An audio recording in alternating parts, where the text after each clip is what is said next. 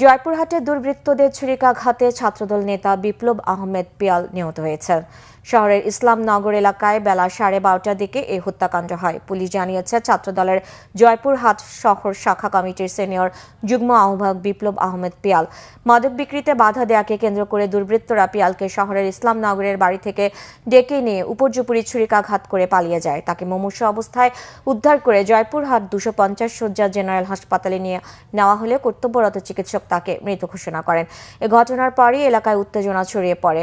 এই হত্যাকাণ্ডের সুষ্ঠু বিচার দাবি করেছেন নিহতের পরিবার ও রাজনৈতিক সহকর্মীরা।